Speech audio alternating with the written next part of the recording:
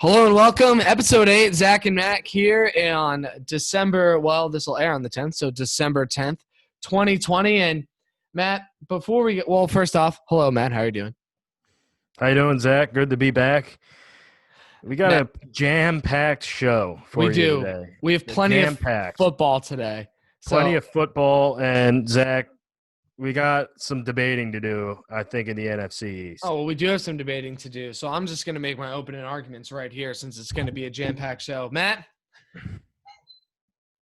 the Giants are in first place in the NFC East. That's a statement we can agree upon because that's what the standings say, right?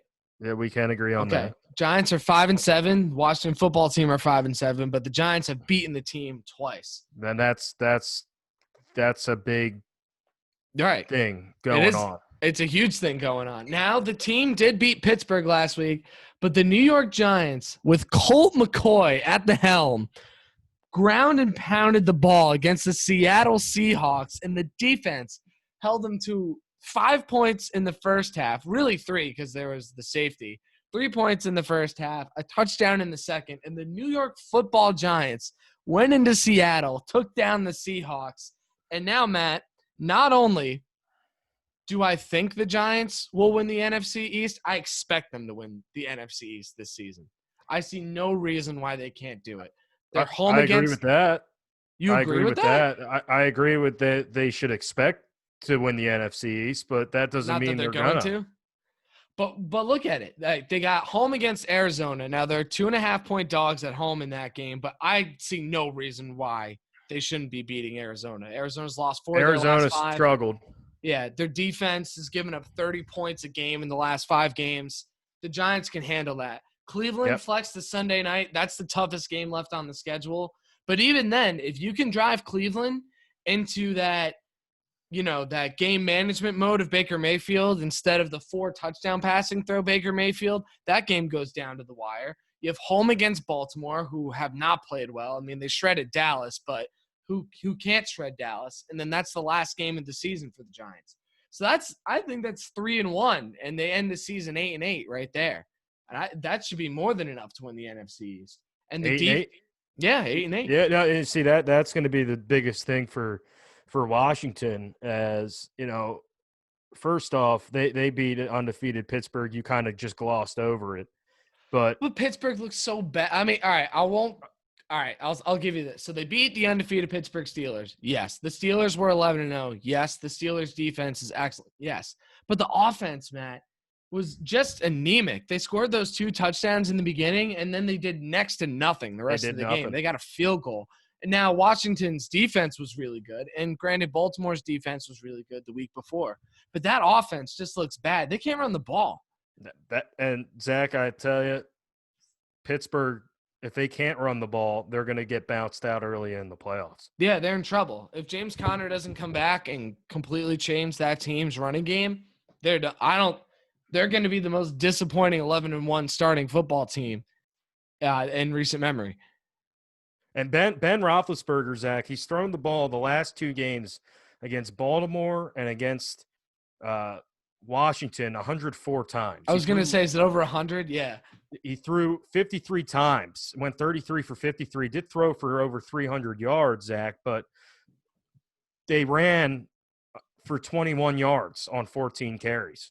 Yeah. As a team. So they're in some deep problems, but I think that just says what Washington's working with defensively. And your argument at the beginning, it's valid because I think the Washington football team are going to look back on this season and saying, we let 2 slip to New York. They had them beat in New York. Yep. But they made a play on defense, and the Giants got that turnover and got the touchdown on that, and then Riverboat Ron tried to be big balls and try to go for 2 at the end of the game.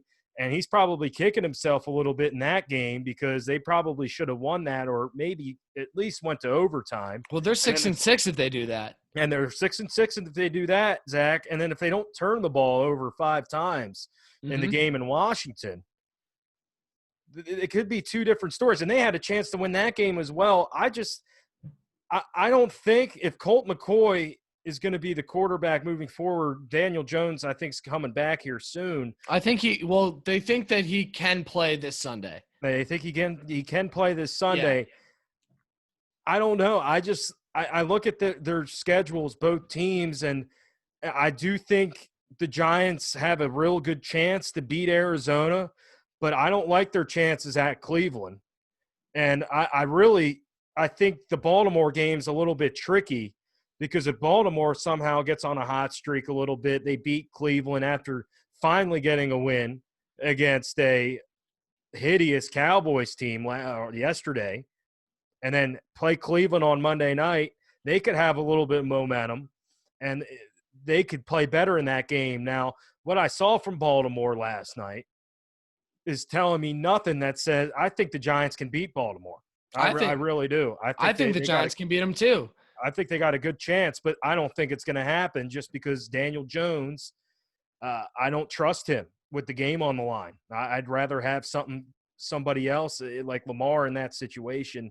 Maybe not Lamar, but just the Ravens run attack in that situation. And Zach, we got to allude to what the Giants did well on Sunday, and that was ran the ball. Rock. That was 190 yards. I look at Wayne Gallman, Zach. He really came through. Now 135 yards on the ground, 60 of them came on that long run in the third quarter. Mm-hmm. And that really got the Giants offense rolling in this football game, Zach. There's no other way to look at it. And Alfred Morris came in, and he carried the ball 8 times for 39 yards, had the touchdown and the 2-point conversion to make it 8-5. But really surprised me, Zach. Did you think – I'll be honest with you. In that last drive, I didn't think there was any chance, no chance, that the Giants were going to be able to stop Russell Wilson of a touchdown. I didn't think it was going to happen. But the only moment I thought it could happen is when they got that sack on third down to make it 4th and 18. So here's my thing. I thought the Giants could do it, and it's because the defense had played so well all game long. Leonard Williams was getting after him all game. He had 2.5 sacks in the game. So he was getting after it. Now, Blake Martinez was out, but you know what? The Giants have been missing players all season long on that defense, and somehow they keep getting better. They don't have Kyler Fackrell. They don't have Lorenzo Carter right now. And Nick Lalos is coming in and sending it out. Patrick Graham has gotten one of the best defensive schemes that I've ever seen because this team, if you look at them on paper, they have some talented guys, but they're all in the secondary for the most part. You got your Bradburys, you got your Logan Ryans, you got your Jabril Peppers, Blake Martinez, who was out on that last drive, and then Dexter Lawrence and Leonard Williams are your 2 guys that are your defensive linemen that are in there. So they both played on it, but no Martinez there, and obviously no Fackrell, no Lorenzo Carter, and the defense is still getting it done. They locked down DK Metcalf in that game, and that was really important on that drive because Tyler Lockett is a good target too, but if you can take out DK Metcalf, that makes it a lot more difficult for Russell Wilson to run this offense. And, they were able to stop the run with Chris Carson the whole game, so that wasn't a big option for them either. The Giants are doing a lot of what the New England Patriots were really good at on defense and taking away your best option and seeing what you could do from there. And that's what the Giants were able to do. And they found the weakness in the Seattle offense, which is their offensive line. They were able to get to Russell Wilson. So yeah, the fact that they were able to hold them to 12 points for the whole game, all they had to do was wash, rinse, and repeat it and get the job done at the end of the game. And because they have guys like Ryan and Bradbury and Peppers, and you knew that they were going to have a lot of passing going on and that the scheme is so good that they would know to have a spy on Wilson, this team was able to make the stop, and that's why I had confidence in them to do it. And that's a big reason why I think that they can win at least 3 of their last 4 games because, hey, you got Arizona, who hasn't been playing well.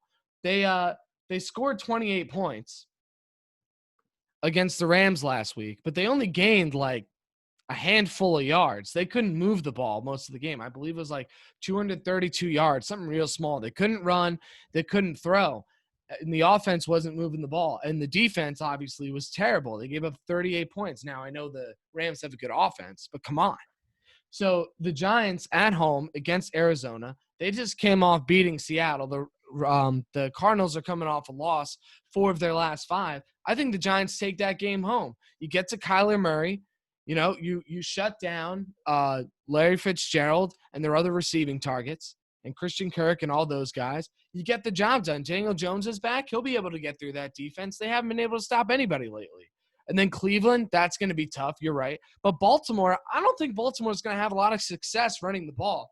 If the Giants make that game about Lamar Jackson beating them with his arm this season, he doesn't have the weapons. And he did not look good throwing the ball against Dallas. He threw so many balls to wide open receivers straight into the ground. And then all the Giants have to do after that is beat Dallas at home at the end of the season. And we know Dallas, they can't stop the run. And the Giants have become a really good running football team, especially if Jones is in there and they can run some RPOs. So that just looks like 3-1 to me. And then I look over to Washington, and yeah, on paper, they might have a similar to an easier schedule, but San Francisco is not a layup. That's a good team. That team's defense is still really good. Nick Mullins can still operate that offense. Now, they took that loss to Buffalo last night, but I still have a lot of confidence in San Francisco's ability to put a good game together. And if that is game manager versus game manager, San Francisco's been doing it longer. Now, you go over, and then they're home against Seattle. I don't think that – what were you saying? Well, you said game manager versus game manager, which is a good – Well, Smith has done it longer, yeah. But Alex Smith against Nick Mullins. Pittsburgh was not a game manager. Oh, yeah. He threw for 200. Now, I was really surprised. He threw for 296 yards and a touchdown. Right. If we're going to go game by game here, I do think the Giants beat Arizona. I think Washington beats San Francisco, so they're both going to be 6-7 in my opinion there. Right. And I honestly think they might finish with the same records at 8-8, 7-9, somewhere in there. And you're going to look back, like I said, Washington's going to look back and say, "Hey, we couldn't get the job done when it mattered against New York, and they deserve to move on." But I think Washington right now, like the Giants, it's a fun race. It's really a fun race. This is an incredible race. I really wish Washington won one of those games, because then you'd really have something going on here in the NFC East. Well, the NFC East went from being a laughing stock to the league to now the most exciting division of football. Who would have thought? Right? There was a bet on DraftKings, Zach. There was a bet on DraftKings. It was all NFC East teams to lose this week. Right. It was boosted up to about plus 175. So Right. you got pretty good odds. Mm-hmm. And the Giants won and the team won.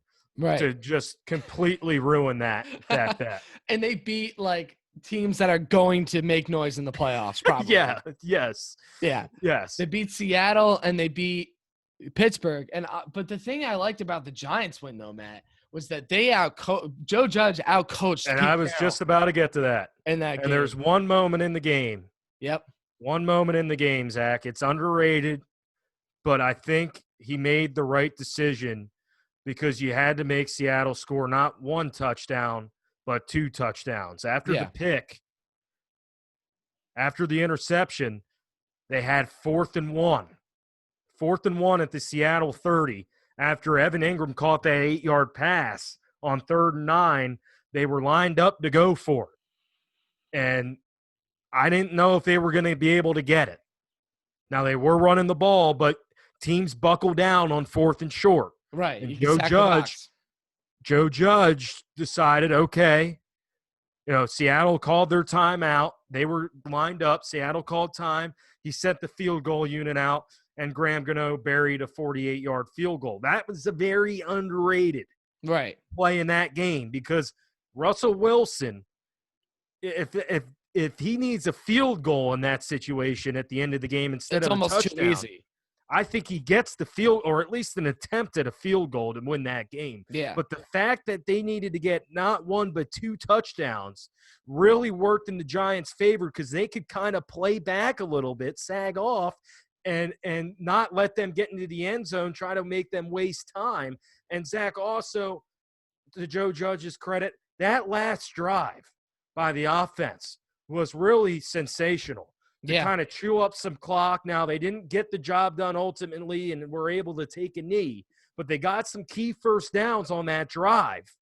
and were able to just milk the clock and make Seattle use some timeouts, and that was huge. So Joe Judge, for that game for me, gets an A because he completely outcoached Pete Carroll in that football game, and that's a big reason why they won. We can say all about what the defense did, what the run game did, but the scheme was the most important thing in this game for the New York Giants. And they made some special teams blunders. They have not been good on special teams in the past 2 weeks, and yet here they are coming in and winning these games. So if they tighten up that area of the game, which is a strength for this unit, especially on return coverages and stuff, that's a big reason why I think the Giants end up winning this division. Again, I think they beat Arizona. Cleveland, they probably lose, although I love that they flexed it to Sunday Night Football. And they bounced Dallas out of the spot too, which makes me feel even better. They bounced Dallas out of that spot. It was going to be, I think, Dallas-San Francisco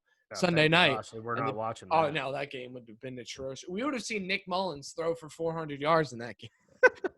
For some reason, or the run, or Raheem Mostert run for 250. Yeah, Raheem Mostert. Yeah, that's probably. Is he healthy? Is he back? Yeah, he's back. He's back. Right. All right. He would have had he's kind of slowly trying to get back for San Francisco, and that would have been his breakout game. Well, we would have seen Ayuk and Samuel combined for 150 yards on the ground, not even in the air. Yeah, on jet sweeps. Jet sweeps. They would even say it at the line. Mullins would say jet sweep hut, and then hand it off, and the boys wouldn't be able to stop him.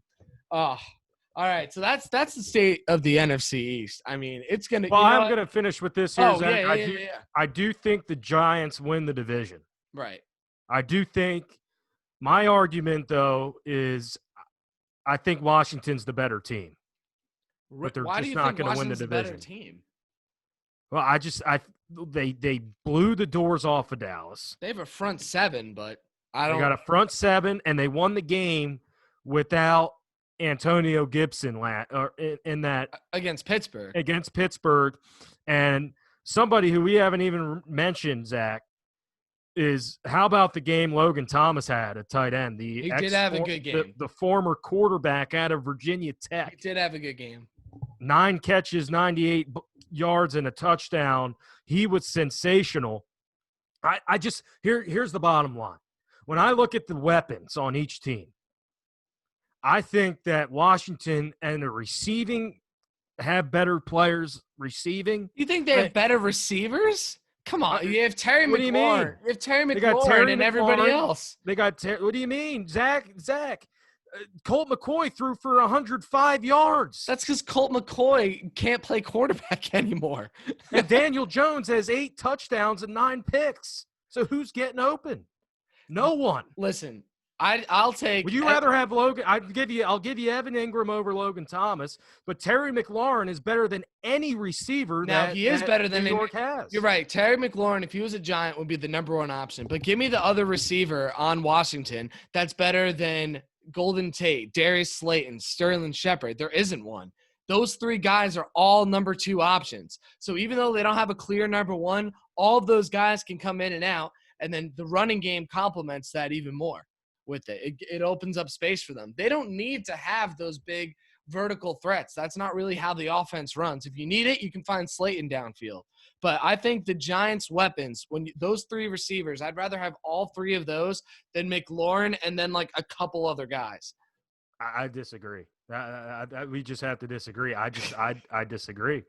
I disagree. I'd rather have McLaurin and some of those other guys. I mean, Sims the other night had 5 balls for 92 yards, and he caught he caught the game-winning catch, the 30-yarder down the sideline. I'm not saying I do agree with you that the number 2s. Now that I think about it and looked at it, the number 2 they do struggle, but J.D. McKissick had 10 catches for 70 yards out of the backfield. Yeah, but I'm not. I'm saying if the game's on the line. If the game's on the line and a team needs to score, and Washington, or if it's between Washington and Giants, and Daniel Jones is back there, and they need a touchdown to end the game, I don't think they get it. But they can get it because they don't have to worry about some guy getting doubled. If I'm playing against Washington, I have to stop them at the end. And I'll just use the Giants as an example. I'm going to throw Logan Ryan and James Bradbury on them. Good luck scoring that touchdown. Now you got to worry about somebody else. If you throw it short to Thomas, then you have a linebacker come in and cover him, or Peppers or Martinez. You know, I'm just saying, having a good, and this is no knock on McLaurin. He last year was impressive, and he's taken another step. He's one of the best receivers in the division.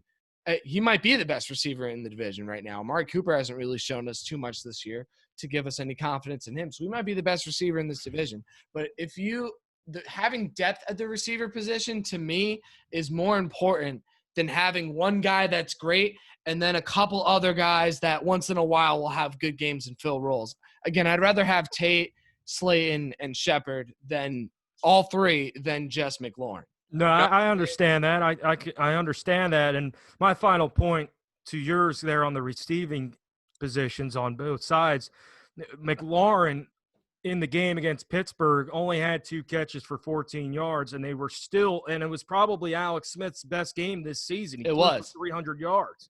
Yeah, and which he doesn't do. Which he doesn't do. No, which you're completely right there. He doesn't do that. And I love Alex Smith. He's one of my favorite quarterbacks that I've ever seen growing up. He's great. Yeah. But he doesn't throw for 300 yards. No, he doesn't throw for 300 yards, and his best receiver didn't have the best game. And that just kind of goes to show that other guys got to step up, and they did in this game. And I think you got to watch out for Logan Thomas moving forward, man. He had a special night. He really did. Yeah, we'll see how he plays. You know, again, this is going to be a really, really good race. I don't think that the team are a better team than the Giants, but that's just me.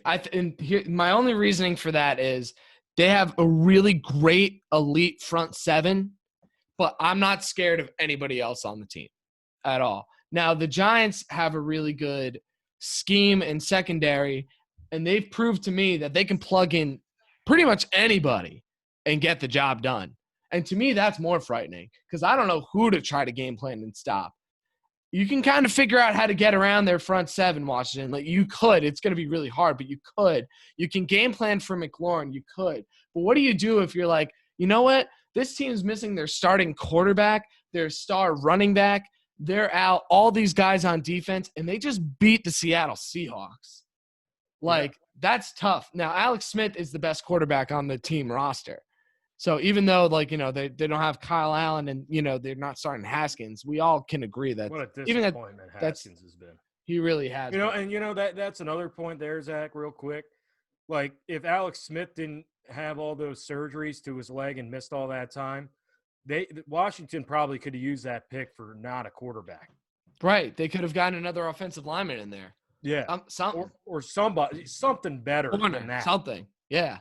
Didn't have to be Haskins. Didn't have to be Haskins. And it's so funny because – you know what the sad part is? Joe Theismann's probably just got his hands over his face because when Haskins wanted a number, Joe Theismann, who was the star quarterback for the Redskins. Oh, I know Joe Theismann. Yeah.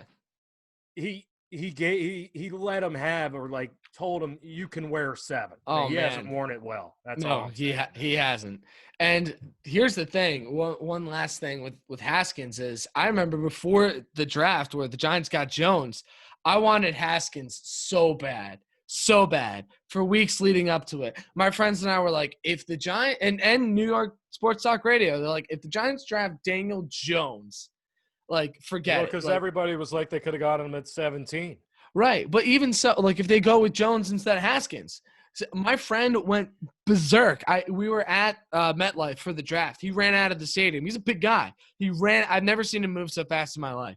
I had to chase him down the parking lot, go through because the Giants drafted Daniel Jones. And now, I'm thanking God that they got Jones instead of Haskins. Yeah, no, it's night and day. And Jones it's not even close. And I think Jones is the guy. He's cut down on the turnovers, and before he got hurt, 2 weeks ago against Cincinnati, he was having a really good game. So, and we saw what he could do last year too. He had a couple of 5-touchdown outings there. I think once he learns this system, year 3 of Daniel Jones, look out. And I think that's a good point. I think year three, he could really turn the corner, and he could be like year 3 Eli. Yeah, I think the biggest thing for him, Zach, is going to be turning over the football. And he has really, in the past few weeks. He's been good with it since the bye week. No turnovers from Daniel Jones, and that's key. If he can continue that, watch out because Saquon's going to come back now, and that's going to help them out a lot. Another year of Saquon and well, you get Saquon and Gallman. More chemistry and really, and Gallman. And you can gain more chemistry with some of those young receivers as well. So I think both teams' futures are bright. And when you look at the beginning of the season, Zach, everybody thought it was going to be Eagles, Cowboys. I thought it was just going to be Eagles, honestly. I mean, with Dak Prescott at the helm, you thought this team they'll make some noise.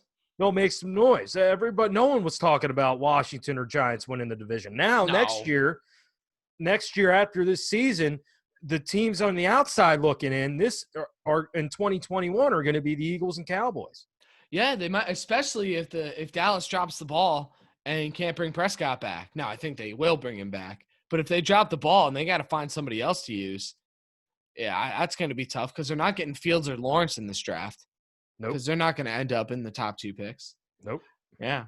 So the NFC East, man, it's a good time. It's a good time. And I'm enjoying the 4-game winning streak from the Giants. I never thought I would say that this year, but that's just how it's been. So let's move over to – we're not going to spend a lot of time on this game, but I just wanted to talk about it real quick.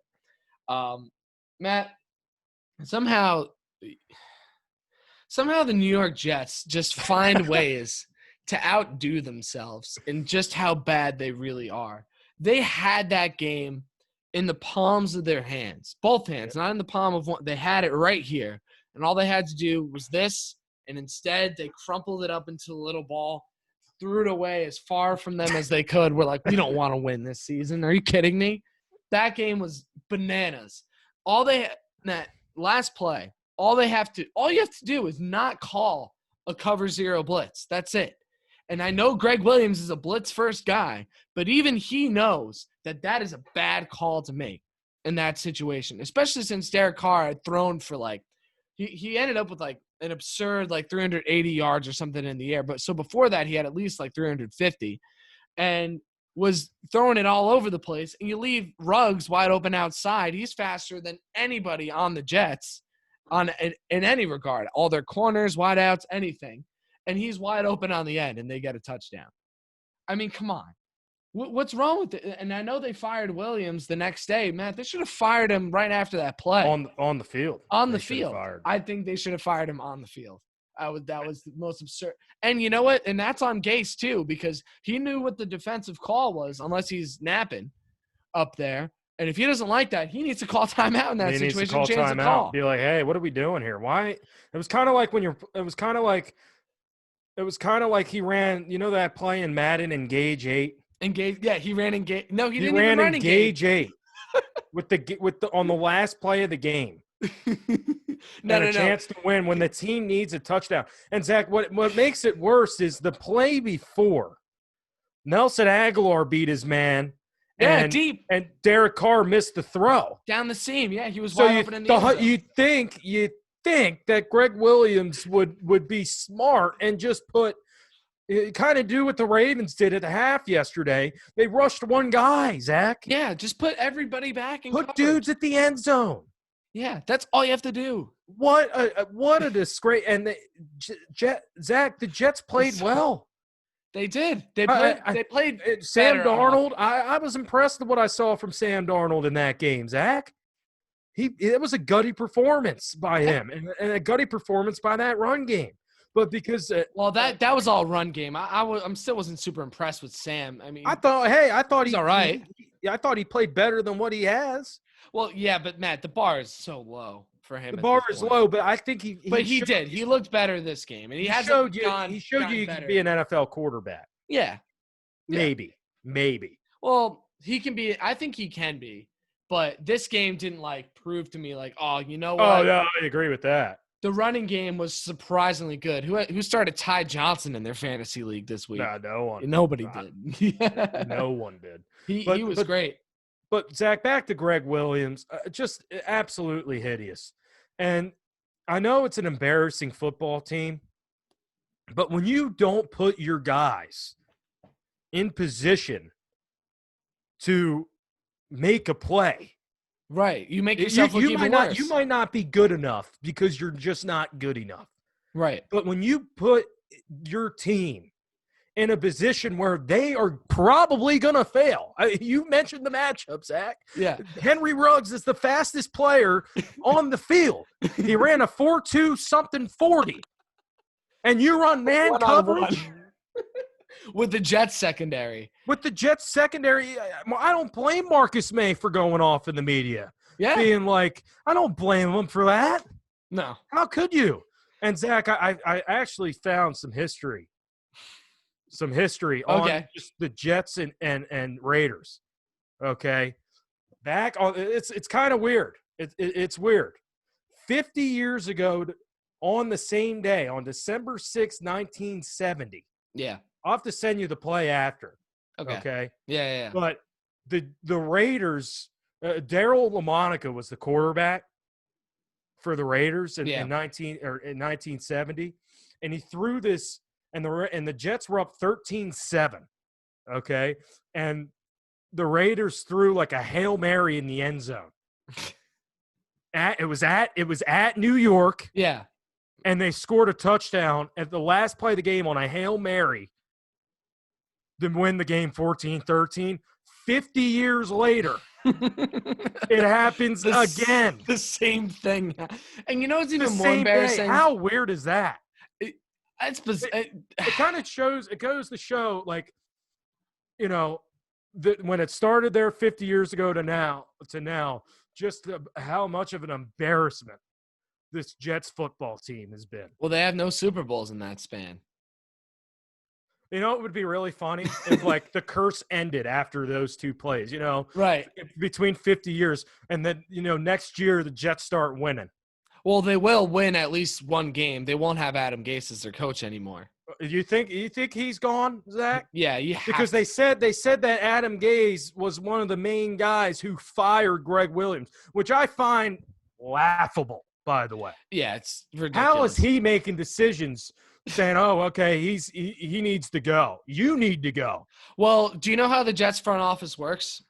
Well, so they have a really bizarre because nothing can be normal about this team. So here's what they do. And you know this because I know that you like to listen to New York sports talk radio sometimes. So you have Chris Johnson, the owner, and conventional wisdom would say that below him is the GM, Douglas, and below him is the head coach. That's not how the Jets work. They have a different system. They have the owner, and then the GM and the coach are on the same level. So that's why Gase was probably involved in the firing, because that's not Joe Douglas's sole decision. That also is Gase as well. And that's probably why he's hanging around for a little bit, because Douglas would need to somehow convince Johnson to fire Gase. Yep. Yeah, and every time you hear Johnson, it's not Adam Gase's fault. We haven't brought the talent around him. It's never his fault. Well, they know, though, that if they said that it was his fault in any way, shape, or form, the New York media and the New Jersey media, frankly, also would come down on them so hard they would have to fire him immediately after they say that. Yeah. And I think that they want to – yeah, they would have to get rid of it. And right now there's enough pressure to get rid of him. I think Jets fans would rejoice. There might be some there might be a parade in the streets. There might be some gathering violations if they fire. Maybe it's a public safety there thing. There won't be any social distancing going on in New York if Adam Gase in East Rutherford or Florham Park. No. No.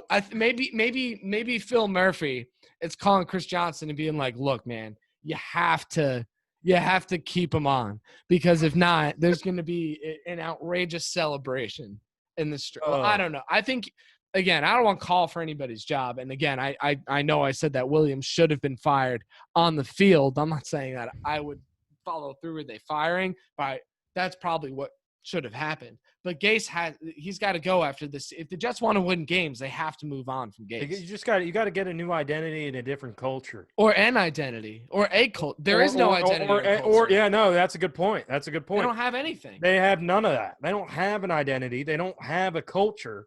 The last time they did was under Rex Ryan. They got cool uniforms. That's about it. I don't even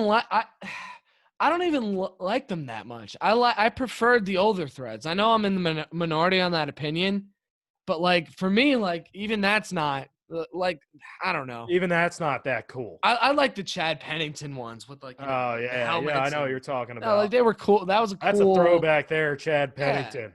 I loved. What He was one of my favorites. What a gamer he was. Couldn't throw the ball more than 20 yards down the field, but would complete every single pass that you asked him to make. He was tough as nails, man. Yeah, he was great. I was upset that he wasn't. I think Mark Sanchez was pretty good those first couple of years, not great, but anything. But if Chad Pennington is the quarterback on those Rex Ryan teams, they might make a Super Bowl. I think that's the difference. Chad Pennington was great. I won't go there. You won't go there? All right. I'm not going there. I don't know. I think they probably get to a championship game, though. I think they still go to both championship games. Yeah, they still go both. I don't know if they get over the hump. And they get over the hump. I don't think they get over the hump. All right. Well, we'll never know. Well, I was watching highlights of the Pittsburgh game, of that AFC one, the AFC champ, and there was I totally forgot, but the Jets got like stuffed on the goal line in that game. Well, I mean, like, Pittsburgh was so good that year. Yeah, they were, and they had an opportunity to beat them. They really had an opportunity to beat both teams they played, just were unable to get over the hump. Oh, well, that Colts game though was that was something else. But now we're talking about AFC championship games from a decade ago with the Jets in reference to an 0-12 team. Yeah, they're just let's just say this to conclude on this statement. They're far from an AFC championship game. That is the understatement of all understatements. To quote from one of my favorite movies, Moneyball. Okay. There's the Yankees. There's the Yankees. I forget what he says. He says, he goes, there's the Yankees. There's other teams. Then there's 50 feet of crap, and then there's the Jets. Yeah, that's pretty much kind of going on. He says, and then there's us talking about the Oakland A's. Yeah, but I know that like the Jets. It's the Jets in that situation is the us. And it's crazy because Jacksonville is 1-11, and the gap between those two teams seems like that 50 feet of excrement that we were talking about. Because that's just how bad they are. So the Jets are bad. You know who else is bad, Matt? I actually really want your take on this. Because I think the NFL is just not taking COVID seriously whatsoever at all. Now, they came out with a statement today saying that they didn't cut any corners with the whole Dez Bryant thing. But I was looking at the timeline. That's a weird timeline. Yeah, so before the game, Dez is out on the field, no mask, hugging former teammates, warming up. Yeah, warming up, doing whatever. Then they find out that he has an inconclusive test, so they pull him off the field, which was the right thing to do. But then at 7:30, which is before the game starts, they find out that he's positive, and Matt, they play the game. They do play the game. They play the game. They know that they had a whole entire half hour to be like, man, we know this guy has COVID, and he was just fraternizing with everybody, but we're gonna let him play the game. And the Ravens have had an outbreak and already had to move the stuff. Like, come on. They don't take it seriously, Matt. That's what that tells me. They don't care.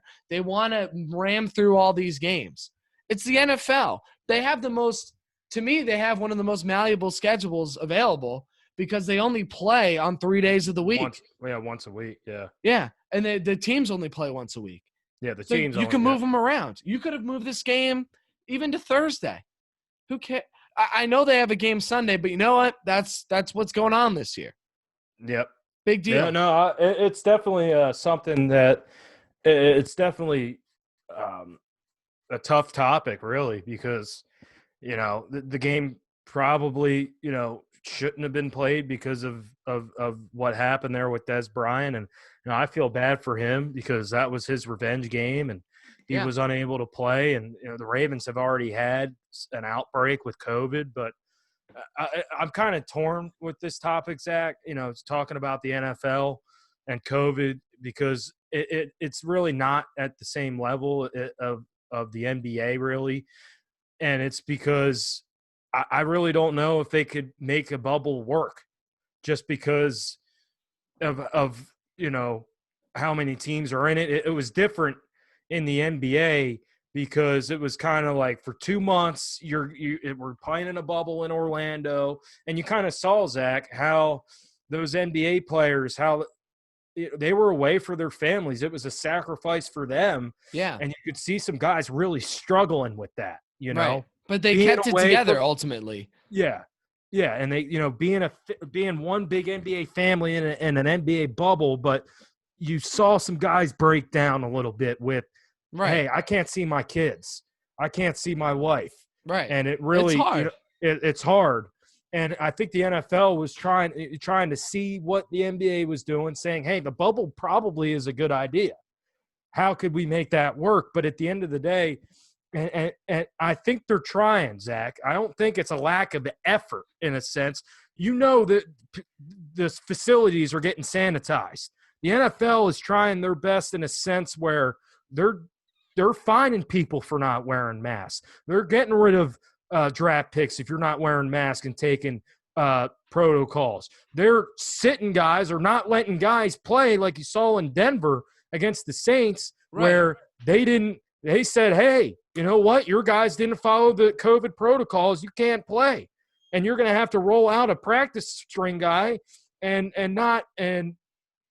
try to figure it out because you didn't follow the rules. So I think there is a sense of rules in place, Zach. And I don't think it's a lack of effort. I don't think it's the NFL saying, I don't really care what the player's safety is.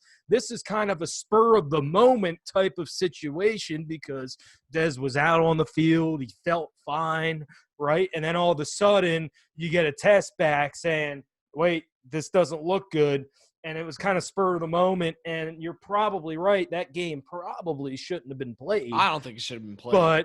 But I'm not going to go so hard as say the NFL doesn't care about player safety when they're doing the best they can in a sense where, hey, we don't have fans in the stands. I know for a fact that they're trying to do everything they can to sanitize facilities and really try to get players and coaches to wear masks and all that kind of stuff. And they're doing a decent job of if they know you're not following the protocols that you're going to get punished. And you saw that in Denver. Now, I think when the Ravens, they got all those games moved, or not the games, but the game against the Steelers moved. I think it was just hey, this guy got COVID. It wasn't because they weren't like not wearing masks or they weren't doing the things they weren't supposed to be doing. I think it was just, hey, this virus spreads and it happened to come into our locker room. Right. But I'm just saying, so yeah, I agree they have all those protocols and stuff in place, but this is just, to me, this is a huge deal. Like their priority though, to me, is more getting the game in. I think so too. I do agree with that. Don't get COVID. Yeah. I think it's more that, and that's not how it should be. That's okay. Yeah. No, I see where you're coming from with that. And you use the NBA as an example. Now they couldn't do a bubble like the NBA because the NBA was only playoffs. It's only X amount of teams. You could send people out. It's a much easier, much more controllable environment.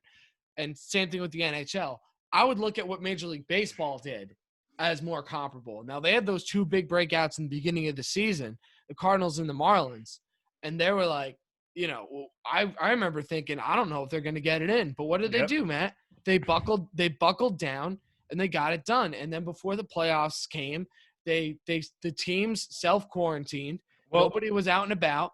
And why isn't the NFL doing something like that? I think you could see possibly something there, Zach. They have to do it. When the playoffs start and there's an X amount of teams, so probably half the teams won't be playing. Right. I think you could see some teams going to specific locations for playoff games. Well, I think also that as soon as you clinch a playoff spot, you go into training camp mode and you have your team self-quarantine. All about. If you clinch the playoffs. What if there's like a division race going on? Then you can't do it. But if you know that this team is making the playoffs, then you make sure that like what Major League Baseball did. When the playoff teams that were heading in before the playoffs, they self-bubbled. They restricted their contacts and stuff like that, all that stuff to eliminate the risk for the players and stuff. I think that's what the NFL should do. And now I know that it's different for some teams. It might seem like a punishment to some of them for clinching a spot, but would you rather have that and then all of a sudden, you have a Ravens situation and it's the first round of the playoffs, or do you want everybody all hands on deck? Exactly. So if you're a team like the Saints, if you're a team like I think Pittsburgh and Kansas City, I think have locked up playoff spots. But the seeding could be different there, right? But still, you have you have a spot in the playoffs. Yeah. I'm not saying you don't play. I'm just saying when you're not playing, you do what you do in training camp. Which I'm using that as an example because I remember hearing Chris Canty talk about this on DPH or Canty and Rothenberg. He's an ex-Giant, ex-Cowboy, ex-Raven. Yep. And he's like, I don't understand why they don't think this can work. This is what you do in training camp. You go there. Everybody's in the same hotel, same everything. You get up at like 7. You're at the field all day. You go home. And you don't really do anything because you have a long day at camp the next day. So why don't you just do that? I don't understand why they don't do that. I really don't. I think they could certainly do that, Zach. I really do. And it's going to be interesting to see what they do moving forward here as we get to the end of the season. I do like your point, though. And I think the NFL cares more about getting the games in than they do about COVID at the end of the day. And I think they might have to pay the price for that, though. In the playoffs, if they don't bubble up or something like that, because I'm not saying it would happen to this team, because for some reason I just get a good feeling about this player that he wouldn't be out and about doing stuff that he shouldn't be doing. But what if Patrick Mahomes has to miss the AFC Championship? Because he has COVID. Yeah. Right. Yeah. What are you going to do then? What are you going to do then? It's because you didn't have all those other protections. You left yourself open for that possibility. Now, I don't think that would happen because you just get the sense that he's a responsible kid. I'm calling him a kid. I think he's older than me. But you get the sense that he's a responsible guy. But, that could happen. That could happen. What do you do then? Yeah, or I have another question to raise too. Let's use Mahomes as an example again. Let's say that they find out that Mahomes tests positive 5 or a half hour before the AFC Championship game or something like that. Like they found out with Des Bryant. Now they pulled Bryant. What do you do? Is the NFL gonna encourage the Chiefs to keep him in because they want them? They want the high ratings. I don't think they'd do that, but you don't think so? I don't think they'd do that. I'm not saying I think they would. I don't have 100% confidence that they wouldn't. Okay. Because they to me again, they care more about getting the games out there and on. And I know you can use Denver as an example, but that's not the AFC Championship game. That's non-playoff Denver Broncos. It's too small of a sample size. Exactly. In a game that they were going to lose anyway to the Saints. That game was meaningless to them. I'm just saying, based off of the NFL, and I'm not going all like conspiracy theory. I'm just saying, based off the NFL's behavior around COVID, they have some protocols, but it's clearly far weaker than what we've seen from the other 3 major sports. And again, they're prioritizing getting these games out. And I know they could say that they moved some of them, but I think this Dallas-Baltimore one's a perfect example of a game that probably shouldn't have been played, and they did it anyway. So we'll see what they do moving forward. Again, I hate to say it because obviously I'm going to keep watching the NFL, especially with the Giants in it. But I got to say I'm disappointed in what's been going on. So, no, it's not disappointing though, Matt, is both of the weeks that we had in the NFL, in our NFL pick segment, Matt and I both went 4-1 last week. 4-1. I was all excited. I was like, man, I'm 4-1. This is great. I'm going to leapfrog Matt. And then Matt matches me 100%. He goes 4-1 as well. I will say, though, I've moved above 500. I'm at 18-17. Matt is at 20-15. Matt, you're in first place, moving ahead. So why don't you go first? All right, Zach, we'll kick it off here. Zach, you mentioned 4-1 last week. Had a really solid week, 20-15 overall. Green Bay beat Philadelphia. Cleveland dominated the Titans. Had them +6. Had the team covering. I believe I got them at 9.5 when it originally came out, And then I had Baltimore originally I had +6. Then we moved it to +8 because there wasn't a line. They won that game by 14. The only game I didn't hit on, Zach, I had San Francisco to beat Buffalo, and Vegas was with me on that one as San Francisco was the favorite in that game, but Buffalo played well. I thought San Francisco was +2. The Bills were +2. The Bills were +2? Yeah, the Bills were +2. Oh, cool. So I picked them as the dog. All right. Yeah, you picked them as the dog, and you were like, I can't believe it. And I went against your pick there. And that was I have Buffalo -2. Oh, you had Buffalo -2? Buffalo was the favorite, yeah. I was surprised. That line. Oh, that line moved? Really? That line moved from when we did the show. Wow. Because when I checked it on Monday, I saw that Buffalo was plus money. Really? Yeah. That's crazy. I think it was a pick 'em or something close because I saw Buffalo at +100 or something. Wow, like I can't believe it. Because I thought that Buffalo should have been favored by more in that game. Yeah. Yeah. No, you said that for sure, Zach. And week 14, here we go, Zach. We're going to kick it off on Thursday Night Football. I like the New England Patriots +5 versus the Rams.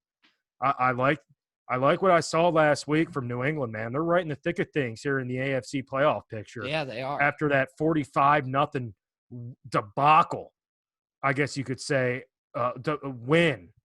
Over the Chargers. I mean, what a disgrace the Chargers displayed on that game. They couldn't even score any points, and they have a great offense. Thought then you know what, Zach? New England also an underdog in that game last week. Yeah. Oh, I thought that was so. I guess the line did move because the line moved. That game was a pick 'em. That's what I'm saying. I can't believe it. I couldn't believe it. New England +5 against the Rams. I'll take that. Cam Newton's really playing better since a few weeks ago. Now, they did lose that game to Houston, but they bounced back nicely with nice wins over Arizona and now a nice dominant win over the Los Angeles Chargers. Now they face a Rams team, Zach, that is, to me, is just too up and down. Really just too up and down. Could I see the Rams winning this game? Absolutely. But could I see them losing this game? Yes, I can. And for that reason, I'm going New England +5 on Thursday Night Football. Zach, all right. Moving along, we're going to stay with other teams in the NFL. Then I'll move to my Mid-Atlantic kind of teams later on. Zach, this one kind of had me going back and forth. Kansas City -7 against Miami. Miami's defense is good, Zach, but their defense is great. Here's the kicker. Is Tua going to be able to match Patrick Mahomes?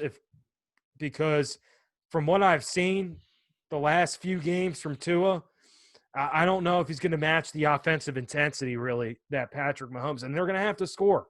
I know we can talk about how great Miami's defense is, but you haven't played the Chiefs yet, and this team can basically score on anybody, on any defense. Yeah, they can do whatever they want. But, you got to give credit to what happened in Denver or against Denver the other night. Denver played really tough defensively, had a 10-9 lead at the half, and really kept that offense in check. But I think Kansas City comes back with a little bit more fire, Zach. Patrick Mahomes, Tyreek Hill, Kelsey, they're going to have a big game. It could be close, and it could be a tight game, but I think Kansas City pulls away late and wins this game by more than 7 points. Zach, now we're going to move into a team that I really just have a love-hate relationship with, mostly hate, and that is the Philadelphia Eagles. New quarterback this week, Zach. I don't know if you've heard it from here, but I've heard it. Jalen Hurts is going to be the starting quarterback for the Philadelphia Eagles. Did you see the meme that came out? It said, "You've heard of Elf on the Shelf. Now check out Wentz on the bench." I didn't see that. That's good, though. They didn't even say the last part. It just showed a picture of him sitting down. But I had to verbalize it because I didn't have that. But I was dying. Yeah, that's pretty funny, Zach. And I don't think it's going to be real fun or funny at all when the Eagles get the doors beat off them by the New Orleans Saints, because I understand Taysom Hill is a backup quarterback. He's filling in for Drew Brees. But what is going to win this game really for the Saints is going to be that defense. Jalen Hurts is coming in a situation where he's facing a really tough Saints defense. And he did show some flashes against Green Bay. I wish all the best. I hope he plays well. Right. But you're in a real tough situation against the Saints. I like the Saints -7 in that one, Zach. Well, can I throw a prop bet in there on you? Yeah, go ahead. I think the Saints sack Jalen Hurts at least 5 times. 5 times? 5 times. Woo! And here's why. That's a big number. Well, Carson Wentz was sacked, like over 50 times this season? Something like that? That offensive line's a joke. Their offensive line is a joke. I think the Saints picked up 8 sacks in a game this season already. And with Hurts, now he is pretty mobile, but the Saints you think that plays into the Eagles' favor at all, him being a little bit mobile and the Saints' defense not playing a mobile quarterback yet this year? Maybe a little bit. But because here's the thing, because Wentz can be mobile too. So I know Hurts might be a little more mobile. He could be. But that Saints front 7 is unbelievable. Yeah. They get after everybody. And So they had the secondary to match. So I think that they could sack Jalen Hurts. So if you see that prop, take it. Yeah. Well, the prop would probably – Is that what you're saying to the audience right now? I'm saying to the audience right now, if you see a prop bet for Saints sacks, you should take it. It'll probably be, 3 or 4? I'm saying 5 because I'm trying to be a little outrageous. Yeah, I legitimately think it could be 5. That line is that terrible. offensive line, Zach. They got a lot of moving pieces. You see Jason Peters moving to guard. Now he's banged up, so they're playing Nate Herbig in there, and the tackles are an issue. Leighton Johnson hasn't been there. He's been hurt. Jason Kelsey, he's going to do his thing, and he actually called his teammates and team out. Said, "Hey, we're not playing good enough," and it starts from the quarterback all the way to, and he didn't say the quarterback, but he said it's everybody. It's not one guy. And that's just kind of a leader that Jason Kelsey is. He's a great center. He's a great center, probably one of the best Eagles of all time. He's going to be in the Ring of Honor. Just a great center, a great dude, and not afraid to speak his mind with a team that's struggling. I think the Eagles play tough and play hard, but it's just I don't see them doing enough in this game. And I think the Saints win this one pretty easily, Zach. I'm going to keep rolling with the team, Zach. They play San Francisco. Right. I mentioned I think they're going to win earlier in the show. San Francisco, you said it, they're a tough bunch. I think they can game plan. I like Kyle Shanahan. Nick Mullins, he's either going to be good or bad. He's got a tough defense to play in this team defense. The only thing I'm worried about here, Zach, is, the team, they beat a good team. They beat a good Steelers team now, their first loss. Are they going to be able to keep some momentum, or are they going to come off a great win and have a bad loss? That's the only thing I'm worried about in this game. Alex Smith coming off his best game of the season. I think Gibson being possibly out could play a factor in this one, Zach. It didn't play as much of a factor in the Steelers game because guys stepped up. Peyton Barber, J.D. McKissick out of the passing game. They're going to have to step up again in this one for them to have a chance. And Terry McLaurin's going to have a much better game than 2 catches for 14 yards. And Logan Thomas is going to have to do some things. But I think the team win this one and cover the +3. You could even mess with the money line with that one, Zach. And my final pick, and we might make that the money line pick of the week. Team over San Francisco. All right. Money line pick of the week, real quick there. We right there, team over San Francisco. Zach, final pick of week 14 for me. I like Cleveland +1 against Baltimore. Baltimore beat a Cowboys team that isn't any good. I get all that. They're getting a little bit healthier. Guys are coming off the COVID list. Yeah. We get all that. But Cleveland is a different animal right now. You saw what Baker Mayfield did in a half against Tennessee, and it scares me a little bit. I like Cleveland on Monday Night Football to cover that +1. They probably will win this game. Zack, at home. I think it's going to be a really tight game. I can't believe Baltimore opened as a -1 and a favorite in this game. I like Yeah, I don't Cleveland understand. +1. That could be because they blew the doors off of Cleveland in week 1, but these Yeah. are two completely different teams from week 1. Mm-hmm. That's what happens in the NFL season. So I'll recap real quick here, Zack. New England +5 against the Rams. KC -7 against Miami. Saints -7 against the Eagles. Washington +3 at San Francisco. You can take the money line pick of the week there if you would like it. And Cleveland +1 against Baltimore. 4-1 last week, looking to do the same this week and improve that record.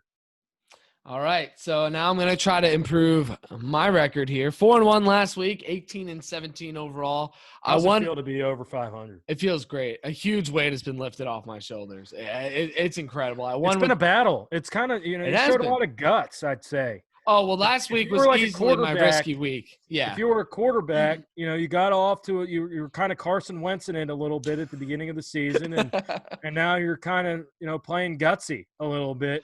I'm figuring it out. I've avoided my benching. Yeah, I've avoided. You're setting your feet on your throws. You're not overthrowing guys. You're just taking what the defense gives you. Know what I'm doing? I'm Daniel Jonesing right now. I'm figuring it out. I'm improving. Okay, yeah, you're figuring it out. I'm improving. Okay. I'm improving. I'm not turning it over anymore. I'm not turning it over. I'm running option plays well, reading the defense. That's how I'm at 18-17 now. I won with my Giants over Seattle. Jacksonville covered that. Great pick. The Jacksonville one? Yeah, that was +10. There was no way. They've been playing a lot better with Glennon. So they covered that against Minnesota. Buffalo should have won that game. They should have won that game. Buffalo picked up the win against the Niners. Indianapolis with the big win. And Vegas won, but they didn't cover against the Jets. They missed that by about 5 points. This week, Matt, rolling with the Giants again. They're +2 at home against Arizona. I said at the beginning of the broadcast, I don't see a reason why the Giants lose this game. Arizona is going this way. The Giants are going this way. They're on a collision course at the Meadowlands this week.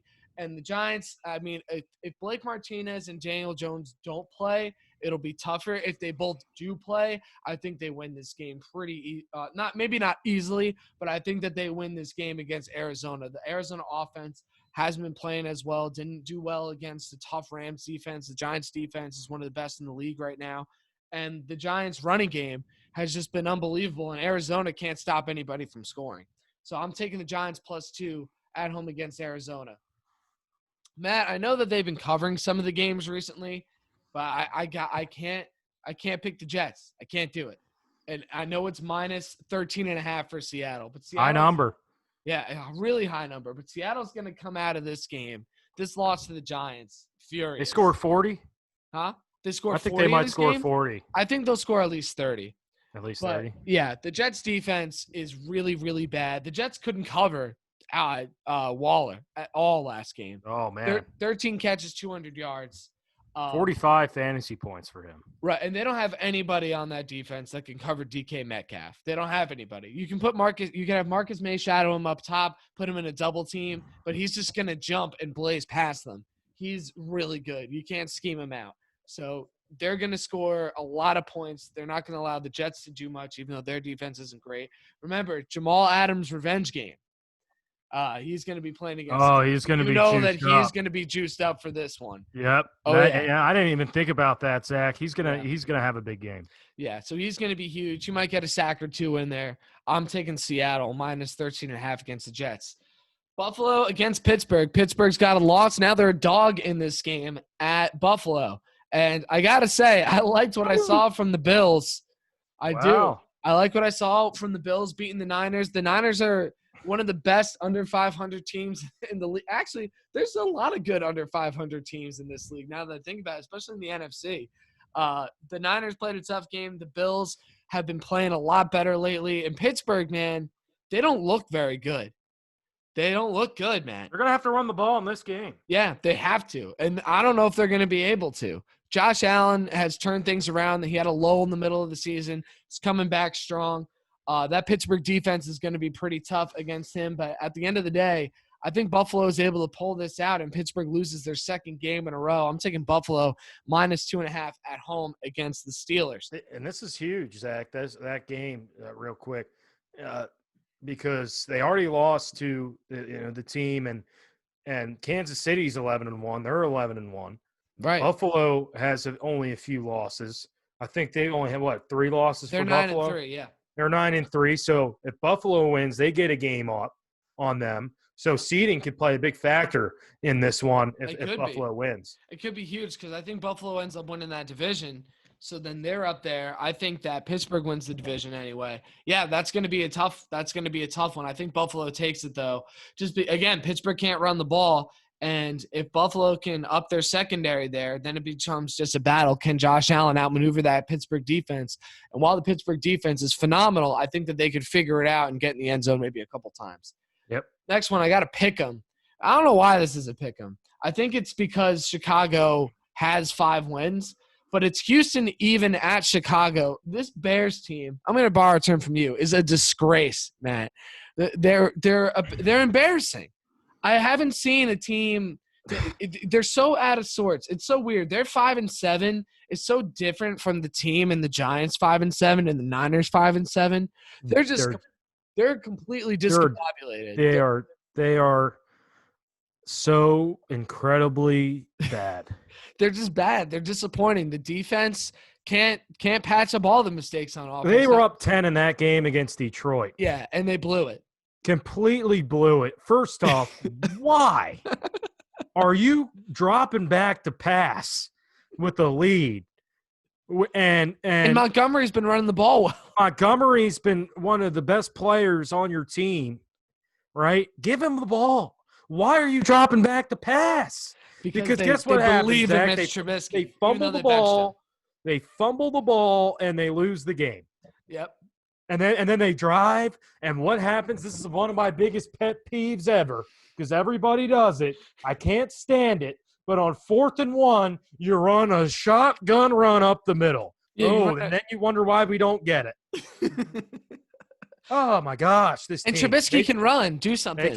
They can, and he can, and he played pretty well, Zack. He really did, but I think it goes deeper than just the quarterback with that football team. Matt Nagy has done a hideous job this year, and they are very discombobulated. I think that's a good word to describe. They're very Jetsy right now. They are. I don't know what's going on. If you're a Bears fan, you got to be disgusted from what you've seen. You have to be. They were so good 2 years ago. They laid an egg last year for some reason. And then this year they're supposed to turn it around. They start 4-0, and they've lost 7 of their last 8 games. No. So Houston, I think they just lost to the Colts, but they put up a good fight. Should have won that Colt. Did you see the end of that game? I did. How about that? They were going in to score and winning that game. And then I think it was Watson's fault, kind of, right? It was kind of a low snap. Yeah. But he should have caught it. Well, and Indy's defense is so great, you can't make a mistake. You really can't. And that was a fun one to watch. Is so good. I'm with you, Zack. If I would have picked the 6th game, it would have been that one. Yeah, so I got Houston over Chicago. I think Deshaun Watson carves them up. And even though Houston's defense isn't very good, they still have a couple guys back there that can get after it. So they can make something happen. And then, Matt, my final pick, same as your final pick, I'm taking Cleveland +1 against Baltimore. Baltimore's another team that hasn't looked great. Again, they kicked a dead horse beating the Dallas Cowboys on Tuesday. Lamar Jackson is looking like Geno Smith throwing the ball right into the ground against wide. Yeah, I know exactly what throw you're talking about too. There's 2 of them. There was one in the end zone, and then the one in the end zone was terrible. Yeah, I mean he rolls right, and Hollywood Brown was covered, and then they had Boykin. He was wide open. All you got to do is just step your feet and throw it. Don't throw that sidearm. No. Why did he throw it sidearm? Just. My concern is that he was laughing after that throw. I saw that too. I was pissed. No, you got to make that throw. I know you're. What's so funny about that? He's wide open. Yeah, and I know they were running away with the game at that point, but still, you have to make those plays. I was not really impressed with what I saw from Baltimore, Zack, and I was ticked off when he missed that throw because that would have really sealed the game for good, and he didn't make the throw. No, he didn't. So that was not good. I think Cleveland is, again, like we were talking about, completely different team from week 1. They're 9-3 right now heading into this game against Baltimore, where they can kind of bury Baltimore in this game. If they beat the Ravens here at home, Baltimore might miss the playoffs if they can't beat Cleveland. They got a pretty decent chance of missing the playoffs. Right. They could miss. Now, they could still win out and fight for a wild card. Yeah, they could fight for a wild card because but there's a chance they miss it. Yeah, there's a chance they miss it because A, there could be a bunch of teams that are 10-6, and who knows what the tiebreakers look like. And B, you got to win out, but you still got the Giants on there. You got Cincinnati on there. You got. I mean, that's a winnable game. Well, they'll beat Cincinnati. The Giants is going to be Giants is a tough one, and they got another easy game on their schedule. It's blanking on me, but they have an opportunity to win the 3 out of their next 4. But if they can win against Cleveland, they'll be in the driver's seat. But I just don't see it happening. I don't see it either, especially with how well Cleveland's been playing. They can run that football, man. They can really run, and Mayfield's shown that they don't always have to run. So they can get it done. That was a big statement win against Tennessee. And, so that'll wrap it up. I will recap. Giants +2 against Arizona. Seattle -13.5 against the Jets. Buffalo -2.5 against Pittsburgh. Houston even at the Bears. And Cleveland +1 against Baltimore. Matt, any final thoughts on the show? No, we covered a lot. This was probably one of our longer shows. But this was a pretty long show today, yeah. But, again, thanks for rocking with us. Follow me on Twitter at _Cobra66. Have some great tweets out there. I'm a fun follow. He is a fun follow. I'll give you that. You are a fun follow. Follow me. Follow Zack as well. I'll let him plug his stuff. Yeah, a little at Smolin Sports. I'm a pretty good follow, especially if I'm commenting on your tweets or on Conlon Birdsall's tweets. Yeah, or when you say the Giants' defense is next level. Yeah, they are next level. They're next level defense. They're next level. We explained it. Mm-hmm. When I first saw that tweet, I'm like, it kind of made me throw up in my mouth a little bit. But I convinced you though. I have the numbers right here. I'll be honest. You did convince me. Have you seen them? And it's making me mad because some of the broadcasters are like, oh, well, the Giants defense kind of struggled in the beginning. I'm like, no, the Giants defense, the only bad game they had was really against they had one against Dallas and they had one against the Niners. But otherwise, they've been the best part of this team all year. In the first game against Pittsburgh, when they lost, I know they gave up. I think they lost 26-10, but I thought the defense played well. The offense just left them on the field too long.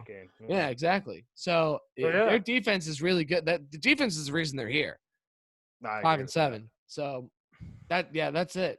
So catch us on Spotify if you're watching on YouTube. Catch us on YouTube if you are listening on Spotify. And that's all we got. Next week, some NBA. We'll be getting. Can't wait for that. Tune in for that. Tune in for that.